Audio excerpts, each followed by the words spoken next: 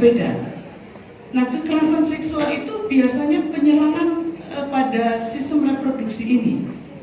Sehingga meskipun laki-laki dan perempuan itu sama-sama punya potensi untuk menjadi pelaku sekaligus korban, tapi perempuan itu dampaknya bisa sangat panjang sekali dibandingkan laki-laki secara fisik. Kalau secara hukum insya Allah sami ya Bu. Secara fisik, mengapa? Karena ini khusus pada kekerasan seksual yang melibatkan hubungan seksual. Tubuh laki-laki itu dalam reproduksi fungsinya setunggal, yaitu mengeluarkan sperma. Durasinya menit, durasinya menit, bahkan katanya detik, dan dampaknya nikmat. Nanti kita akan bisa melihat siapa yang lebih berpotensi gitu. Karena laki-laki itu hanya menitan, bahkan detik dan nikmat. Sementara sistem reproduksi perempuan itu akan menstruasi mingguan. Dampaknya nopo kata Al-Quran, ada sesuatu yang bisa menimbulkan rasa sakit. 2 hamil bulanan 9 bulan. Berarti kalau menjadi korban perkosaan itu bisa mengalami kehamilan 9 bulan, laki-lakinya hanya mengeluarkan sperma tadi itu. Lalu melahirkan jam-jaman harian, nifas 1-60 hari, itu berarti harian, mingguan, bisa sampai bulanan. Menyusui bayi itu 2 tahunan. Hamil, melahirkan, nifas, dan menyusui disebut oleh Al-Quran sebagai pengalaman yang kurhan, melelahkan, bahkan wahnan ala wahdin, sakit atau lelah berturut-turut berlipat-lipat.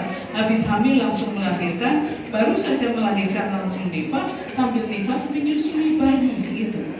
Jadi nanti dampak dari kekerasan seksual khususnya yang melibatkan hubungan seksual itu bagi laki-laki itu sebentar dan nikmat, sehingga buktinya agak sulit ditemukan gitu. Sementara pada perempuan, meskipun dia korban, buktinya itu kalau laki-laki buktinya keluar dari tubuh.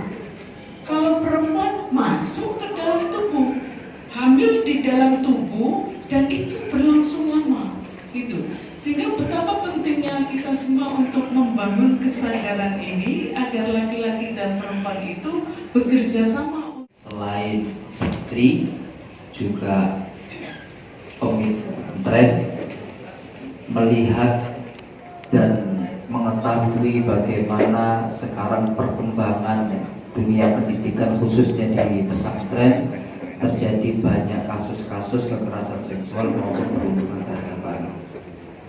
Sebenarnya secara jujur saya mewakili para santri, mewakili pemilik pesantren juga ini sangat miris sekali, karena tujuan pendidikan itu adalah menciptakan masyarakat, menciptakan generasi yang berkualitas dan kemudian bisa mengabdi kepada bangsa dan negaranya.